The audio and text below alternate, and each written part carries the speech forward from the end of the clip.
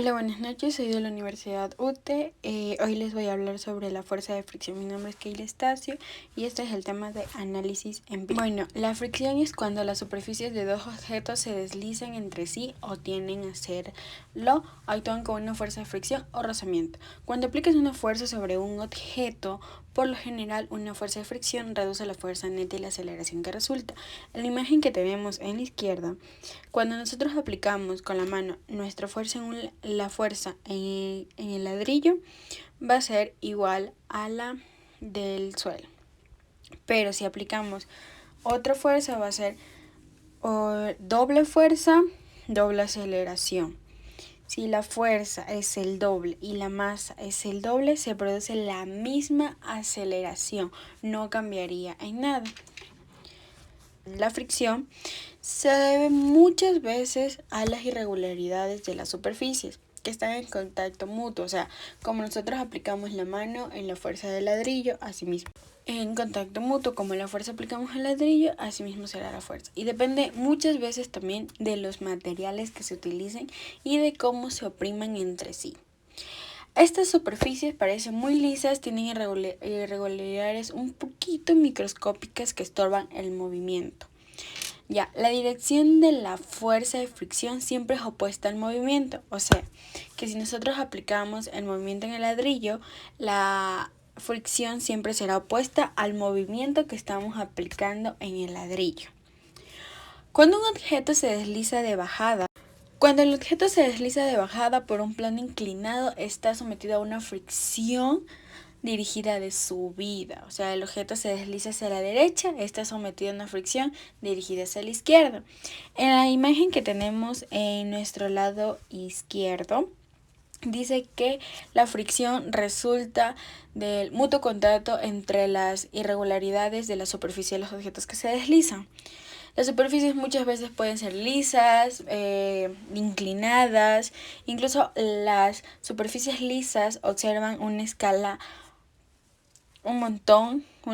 grande de microscópicos que estorban en el momento que se realiza la fuerza para la fricción. Debemos tener en cuenta que la aceleración es directamente proporcional a la fuerza.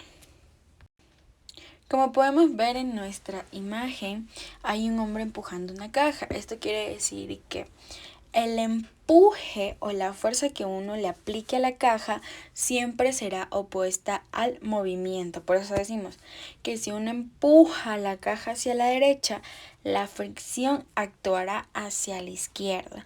Lo mismo pasará con la bolsa que está ahí.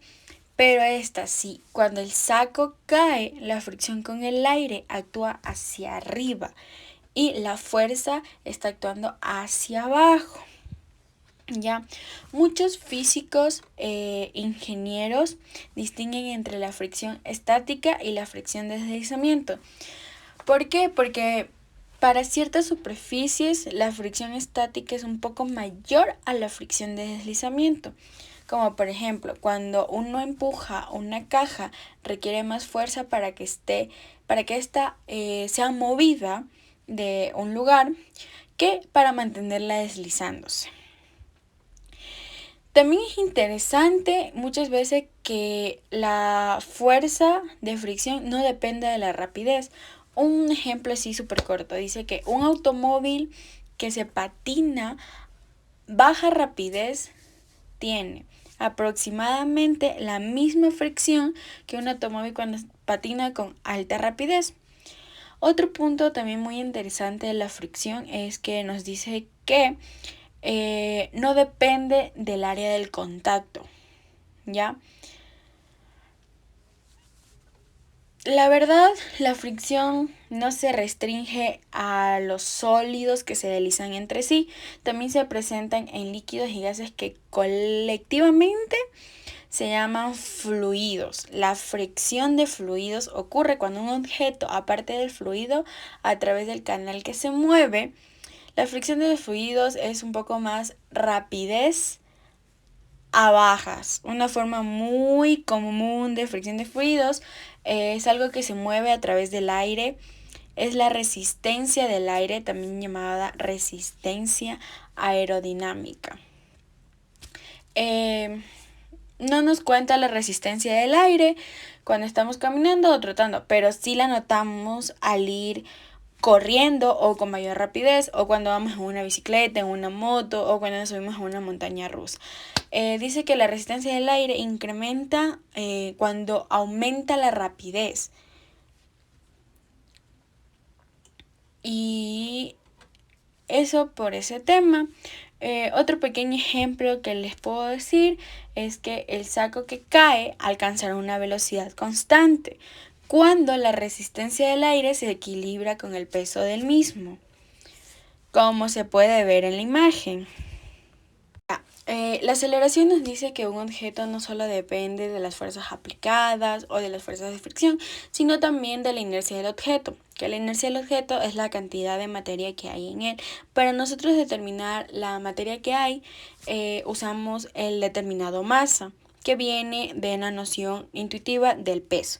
Para ser un poquito más claros, la masa es la cantidad de materia de un objeto o también la medida de la inercia que se le pone en posición a nuestro objeto o en movimiento y así. El peso, por otra parte, es la fuerza sobre un objeto debido a la gravedad, o sea, es la fuerza que tú pones al mover una caja o algún objeto, ¿ya? En ausencia de la aceleración, la masa y el peso son proporciones entre sí. Si la masa de un objeto se duplica, pues asimismo el peso se duplicará. Si la masa del objeto menora, pues el peso igual. Muchas gracias por su atención y espero les guste.